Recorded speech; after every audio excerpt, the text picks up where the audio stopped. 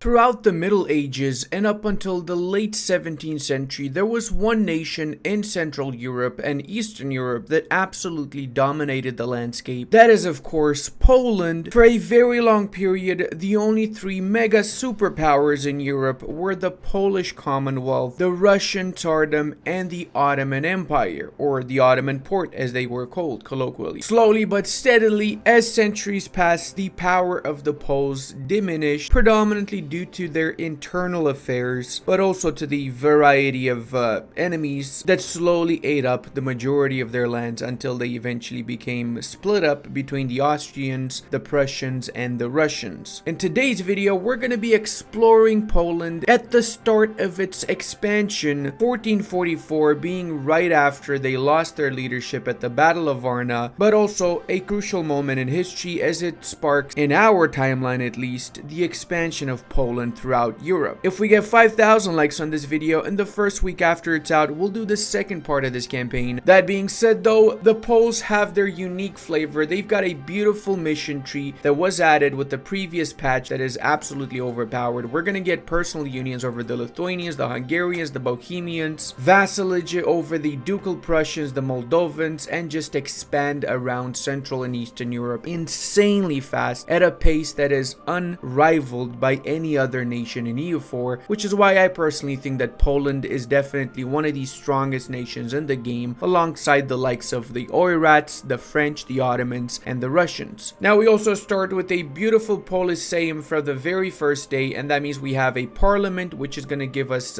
different bonuses, like for example 5% Polish crown land ownership. Sounds like a pretty good deal for me. We start with 30%, so after we click this here, we actually start with 35%, and then we can also do summon the diet and seize the lands, and we start with 40%.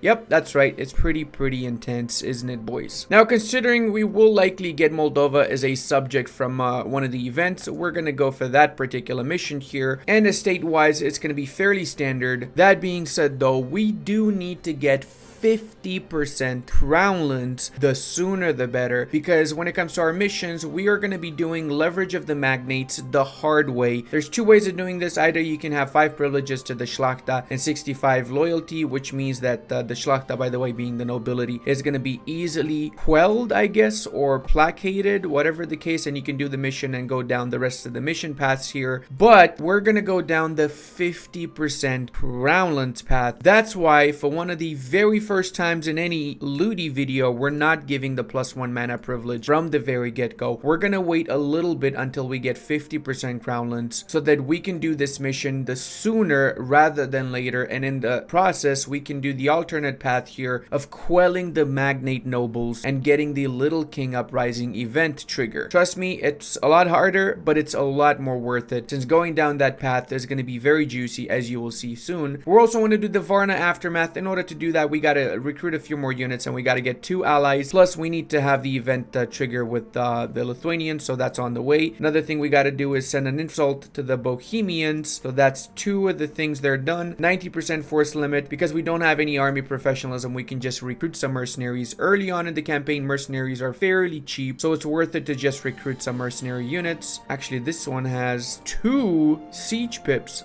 Hot damn, yes, I'm gonna go for that. A little bit more expensive, but 2 siege pips for that general is worth it, boys. Rival-wise, nations that we're gonna be attacking, such as the Bohemians, the Hungarians, and the Teutons is, of course, on the table. And we will be giving some privileges out that don't involve the loss of crown lands, such as the Patronage of the Arts privilege, the Indebted to the Burgher, so we get 5 loans at 1% interest. This, for the early part of the campaign, will ensure that we have enough finances to fuel all of our initial wars. Religious diplomats also means that we're going to get extra relations with every other Catholic in Europe, and guess what, boys? We do have mostly Catholics around us, right? We will not give any privileges to the Szlachta, because remember, we must have less than 2 privileges offered to them, so that means 1, and we have 1 already, so that's it. No more privileges for these bad boys. Trade efficiency or diplo rep is always a good advisor early on in your campaign. Same goes for national tax or production efficiency. Unfortunately, I would prefer level 1 national tax advisor. Don't have one right now, and I also don't want to lose too much money since I'm already losing 0.65. So instead, I'm going to get the only level 1 advisor I've got as an option here, meaning we have pretty dreadful mana generation. It is what it is, unfortunately. We could help a little bit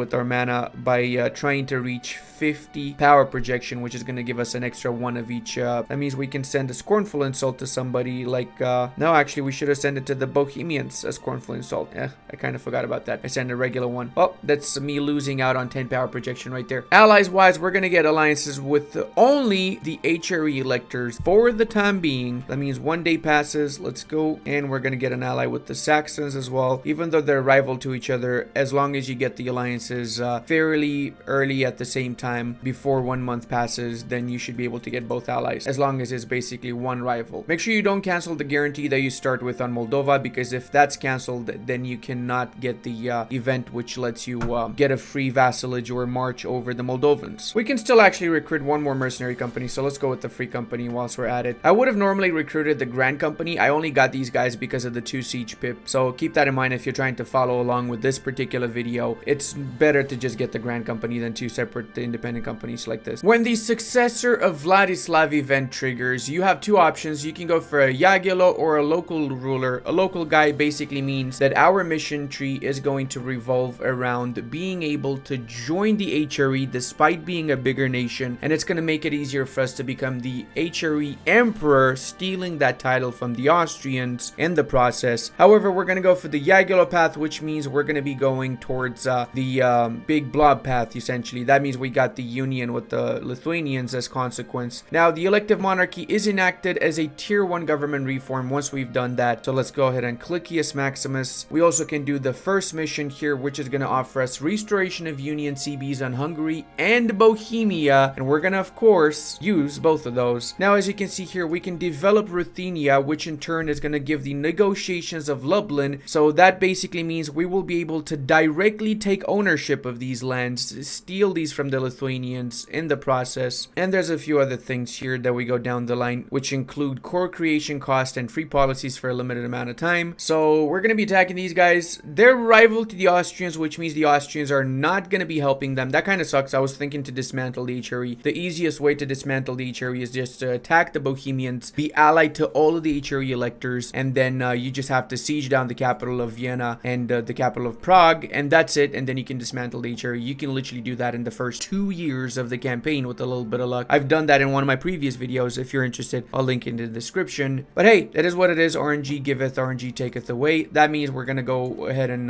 we're going to play upon our particular situation here. Let's call in the Saxons. We're doing this because Bohemia is going to focus on the weakest of our alliance set, which would be Saxony, should they join in against the Bohemians. I'm going to be making my leader a general in the hopes that he gets a siege pip, and he just did get a siege pip. He is 17, so it should be fine. He shouldn't be too inclined to passing away. I mean, still there's a higher chance of him passing away by making him a general, but he's 17. Come on, man. If RNG is that bad, what even is the real world then? And what the actual F? The HRE Emperor is now Hesse. That makes things a lot more complicated actually now. Well, actually, yeah, it does, because how the F am I going to attack Hesse to dismantle the HRE, right? I would have to get anybody that's close to me, which is none of their freaking allies. Holy mother, dude. Look at my little minions over here helping out with the sieges in Bohemia. As predicted, though, the Saxons are the ones that are the primary target of Bohemia's coalition bloc here. I want to mention that I'm trying not to take out Bohemia's armies, because end of the day, I actually want them to have those troops to help me in future wars against my enemies, right? Which is why I'm just trying to get the personal union by sieging down their entire country, which should give me enough war score to actually enforce my demands. I have a strong suspicion this fort's gonna not fall again at 57. Of course it didn't fall at 57. I mean, why would you ever fall at 57? It's not like it's above 50% or anything, right? I mean, come on, bro. Ah, yes, great thinking, Bohemia. Just siege down Saxony's capital. That's what you should be doing now. And we have the option of supporting Roman, which is a pretender on the Moldovan throne. Historically speaking, the Poles did support Roman, but Stefan the Great came out on top and he became the the greatest ruler that Moldova ever had. He ruled for a really long time, the longest reign on the throne of any of the Romanian principalities in our history, and he really absolutely revolutionized the country, destroyed the Ottoman armies in the famous Battle of Vaslui, and he reformed the country, made it a proper powerhouse in the region up until the point that he died, and then the nobles just screwed everything as they usually do in my country, sadly. So we're going to be sending over here, we're going to be funding Romans' efforts with coin. There's a percentage chance that Moldova now becomes either a march of ours, a march of Hungary, or they stay independent. It's RNG, so let's see what happens. There you go. They became a march of ours. Not really surprised. I feel like it's 80% chance of them choosing Poland, 10% Hungary, and like 10% independence. Albeit, I don't think I've ever seen them choose independence. Now we can do this mission. We can let Stefan rule the country, and he will serve us well. This is pretty much what happened. Stefan did gain the support of the Poles. He was a vassal of Poland. He was also a vassal of Hungary at the same time, and he's basically just telling all the neighbors that, yeah, bro, I'm your vassal, sure, just don't invade us, in order for the neighbors to let him do his thing in the country in exchange for a little bit of tribute once in a while. We also have the option that we make them a regular vassal. This will increase their liberty desire a little bit, and their boyars are going to be disloyal, but I don't give a schnaps about that, and kind of want him to be my regular vassal. So we're going to go for that.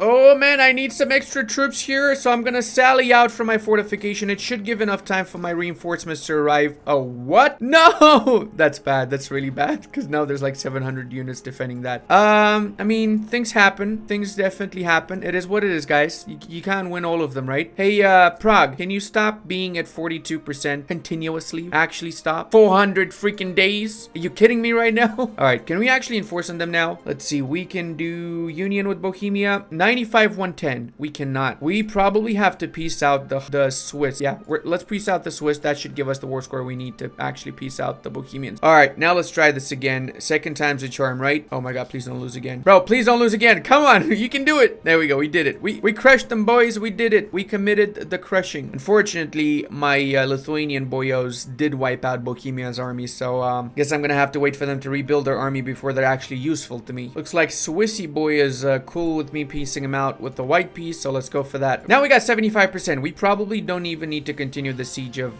Brunswick, do we? There you go, boys. We can do our union with Bohemia. Maybe a little bit of money too on the side. We can actually, that's actually not too bad, man. I'm gonna go for this. I'm not gonna linger along. Boom shakalakos. We've gotten our second personal union, the Bohemians. Now let's get back here, because in 1449 our truce is over with the Hungarians, and when that happens, we're gonna attack them. Of course, they're allied to the Austrians, not surprised. Again, if Austria was still the emperor, I would have been able to dismantle the HRE by allying all of the electors and end this war with the Hungarians just occupying their capital. Unfortunately, that's not the case, so it is what it is. Not much I can do about it. We can do the Throne of Bohemia now, which offers us -5 separatists, and we gain the following reward: 2 military for Casimir, so now he is a 443 Chad Lord instead of a 441 Virgin. I mean, EU4 player. Guys, you probably noticed that these events here, the Polish-Bohemian Pact of Cooperation and the Hungarian-Polish event as well exist. Now, what happens if you diplomatically ally both of these and you get good relations with them? Once you click that secondary mission, there is a chance that they become a personal union of yours. However, the chance is like 5%. So unless you're willing to save scum like 100 times until you actually do get both of these as your diplomatic personal unions, you don't need to fight for that. Well, then it's your choice. I personally don't think that's fun. You know, maybe Alt F4 whenever it's really tough a situation or really bad event or whatever, but just Alt F4 to get a stupid event like that, it makes the run not fun. That's why I like to go for the military option. I'm just pointing out that I know some people will go in the comment section saying, oh, you can diplomatically get them as personal unions, Ludi. You don't need to attack them. You got so much aggressive expansion for no reason. And yes, I am aware you can do that, but like I said, pointless doing that when you know, it involves a ton of Alt F4. Pretty nasty when it comes to our diplo relations here, so we could cancel some of these alliances. I mean, the Saxons are going to cancel anyway because we didn't give them any lands. I'm not going to cancel the one with Brandenburg just yet though, and I'm also not going to give the strong duchies because it has to be only one privilege. We're also getting a position, but we're going to have quite a few years in which we will not be at war, since we got to wait until 49 for that truce to finish, so we're just going to chill here and not do anything because we also want to seize Crownlands balance by 5% in 1 year. Take note, whenever you get a personal union, make sure you start improving relations with them instantly, because if your leader dies and you have below 0 relations, that personal union is lost. You have to attack him again to enforce the personal union, and you take the same amount of aggressive expansion once more. Very, very vital information, because I've seen people also asking in the comment section about why they're randomly losing personal union. Alright, truce is of the over. Let's attack the Hungarians. Make sure we got the right CB here of restoration of union, and we're not going to co-belligerate anyone. There's no need for that. We will, however, focus on the Austrians first and foremost. We want to take them out of the war, the sooner the better, so we can then afterwards have an easy war against what's left, namely the Hungarians. Otherwise, you can end up in a situation where you're sieging down stuff and then the enemy unsieges that, and then you re-siege it and they unsiege it, and it's just continuous and annoying. On the bright side though, because the Austrians are not the HRE Emperor anymore, they only have 16,000 units, which is laughable for the Austrians, let's face it. Holy snaps. By contrast to the Bohemian War, that was a really fast siege. That actually fell at 21%, which is pretty impressive to me. Alright, let's get out of this war. We don't need to waste any more manpower in here, and let's go ahead and march towards Pest now. Get rid of that pest. Boy. I make the funny, guys. I make the funny. Dude, I just realized something. I didn't get 1 stability. I thought I got 1 stability at the start of the campaign. I didn't get it. Oh, my brain hurts sometimes. Yeah, let's get that. We need 1 more month, then we're gonna get it. Ooh, we can get the 4 innovativeness from going Diplotech 4 before anybody else. We already got 4 more from the admin one. Oh, snaps! One of my puppets actually sieged down and halt. That's cool. But my tongue be like, Ludi, are you trying to speak English? No. Can't do. Now get out of my lands, Hungary. We will try to drag out the Hungarian war a little bit longer, because we would get a lot of aggressive expansion by getting you know, the Hungarians as a PU instantly after the Bohemians. That being said though, doesn't mean we cannot have a little bit of fun in the process, right? So we can say drain them of all of their economy by committing the Carpathia Siegius, boys. Oh dude, the Ottomans already attacked Serbia. I really was hoping that I can use Hungary's claims to attack the Serbians to get the gold mine in Kosovo. That would have actually been of massive help in my opinion. Hello there, Hungary. What's your army doing in Prague? Is it on vacation to get some of that juicy Czech beer? Probably. That rhymes more in my mind, honestly. Para bailar la bamba se necesita una boca de gracia. Bum bum. Para la bamba. Do do do do do do. Para la bamba. Do do do do do do do do do do. So if we manage to stay for one year, I mean until next year, we would have 5 less nations in a potential coalition. So that's pretty good. That's actually really, really good. Just worried that now that we've got 99% war score, they might just unconditionally surrender, which is not ideal. We don't want them to do that, which is why I'm not going to attack their units here. I'm going to wait until they unconditionally surrender, which I hope is going to be in a while, not yet. Let's also use up some of the money that we have to build some churches in our country. Surprisingly, we have pretty good development as the Poles, especially tax dev. So in provinces where there's like 5-6 tax development, it's actually worth building churches, especially with the new patches where there's actual reforms that make churches a little bit more viable, since they also offer national unrest reduction and extra taxes and manpower and stuff. And as expected, unconditional surrender is here, so let's enforce this. It is going to be a coalition of some nations, but a lot of them are at 52, so 51, 52, so they might not even join at all. All right, money as well, and there you have it, boys. Our 3rd and 4th EUs in just the first few years. So now we have how many subjects? We got 7 subjects in just 7 years. 7 subjects in 7 years, boys. And I'm not talking about small fry here. Talking about big boys, guys. These are actual big boys. All right, now we can do Protect Hungary. I'm not going to do it just yet, though, because I actually want to get the +1 base manpower in every province that has a military building. So I need to wait until I build those military buildings in all of my provinces. Can use that extra money to build more churches and some of these bad boys. Wow, these are actually trash, dude. I guess I have to wait until I build them in Krakow and the other provinces that now are building churches. Okay, we can also start integrating these guys in a few months. And let's also not forget to get the last 5% crownlands to do the other mission here, leverage the magnates. This event always happens after you PU the Hungarians. They essentially get Croatia as their inherited part, so we don't need to waste an extra Diplo relation slot, which is good. The really awesome part about the Polish bushlands is that the majority of these are actually grasslands and farmlands, which is basically the best type of province to develop. It's also why Poland can become insanely powerful by maximizing the amount of development in your provinces. If we go over to the simple terrain map mode, check it out. All of this is farmlands, grasslands, and it extends all the way into the southern bits of the Lithuanian lands, which we will take from that one mission I showed you earlier after we do the magnates mission. Of course, we don't want to screw up our crownlands until that point, right? Let's get one stability now from our same. Actually, before I do that, I'm gonna go this to 2 stability, and let's also not forget to seize the crownlands, which means we got 50%, and that also means that we can do this mission. Only thing remaining is actually to wait for the Niejawa privileges event to trigger. It has not yet triggered. It can trigger starting from 1454 onwards. It's very RNG, so if we're a little bit lucky, we might get it earlier. If we're not, we might get it a little bit later on. But we have the crownlands to enact this. That is one of the most important things, because if you don't get the crownlands early on, you might eventually end up doing this particular mission in the 1500s. I've had it in previous runs. That's why I'm trying to get it out of the way right now, right? But yeah, now let's get 3 stability. So we're going to be granting some titles. We're going to give some military support, diplo support, and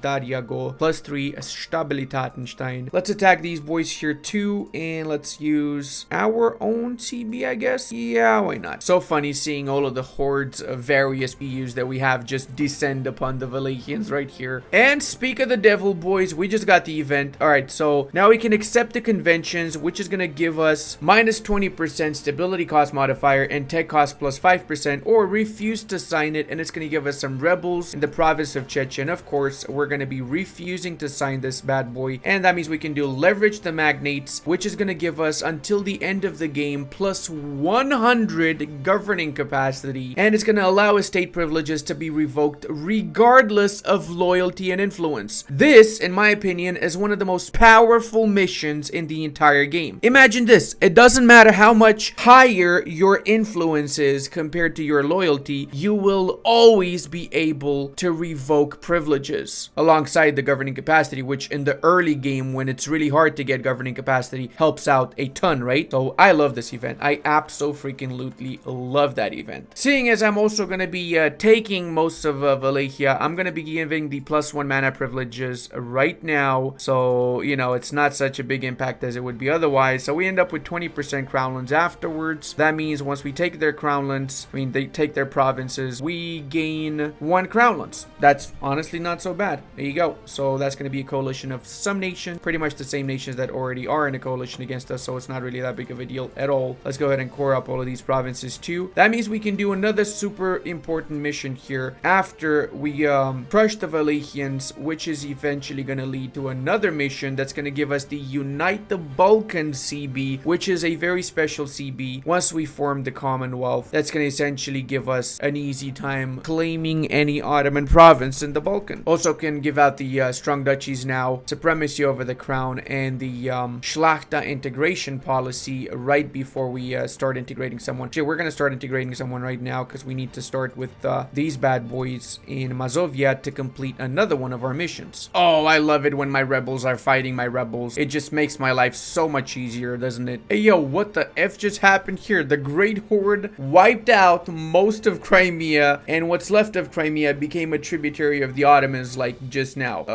Okay, talk about a little bit of border war, right? And I can ally the Great Horde. Actually, that is not a bad idea to have them in my wars against the Muscovites. For that matter, I wouldn't be opposed to attacking Novgorod, so I can vassalize what's left of it. So let's go ahead and do this. We're going to go to our diplo feedback here, and we're going to set these provinces as vital interest. This way, maybe the Lithuanians are going to get claims there, and then we can attack afterwards and force a vassalage over the Novgorod. I also want to talk a little bit about the ideas. So we just unlocked our first idea set here, and I went for aristocratic first because it is more likely that in the early part of the campaign, you're going to have more military mana points lying around, so you can invest all of those military points into aristocratic ideas. Then as your second idea, go for a diplo or admin idea, as long as you've uncovered both of the first ideas first, because you don't want to go for an admin one, because then you're not going to have enough points to both get ideas and to get new technologies for admin, right? And also to core up and everything, of course. Now, because we have so many subjects, I do recommend going for influence as your secondary idea. Influence also with aristocratic aristocratic, gives vassal force limit contribution and estates loyalty. It's not amazing, but it's better than nothing, I guess. Alternatively, you can also mix it in with admin ideas, influence with admin giving another 15%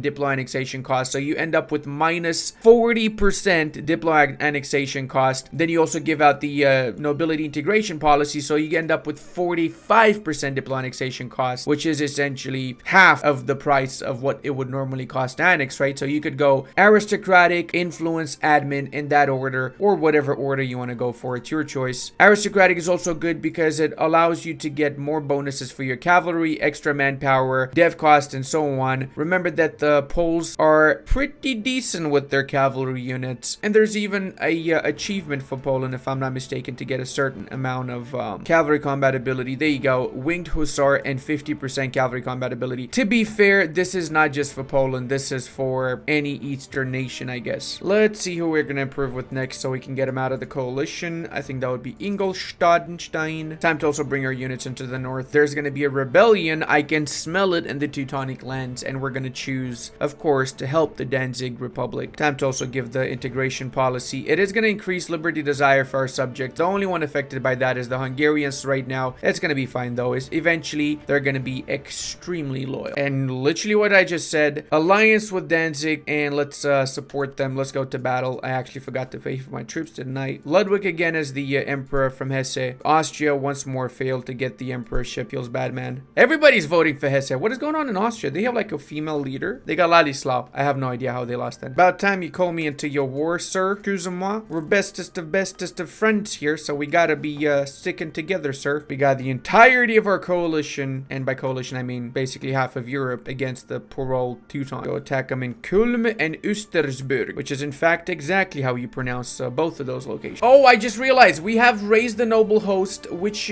gives us permanent claims on Moscow and Novgorod, so I don't need to wait for the Lithuanians to get the claims here. I can just get them myself. I just need to recruit a few more units. Pretty much that's it. Let's go ahead and do that now, actually. We're gonna go for the Grand Company. Might as well use mercenaries for this particular part of the campaign whilst we can, you know. We have a lot of money. We can afford a lot of mercenaries. Oh no, the peasants are revolting. So anyway, at least we got some money. There you go. Everything is fine. We got some monies, boys. And we lost the monies too.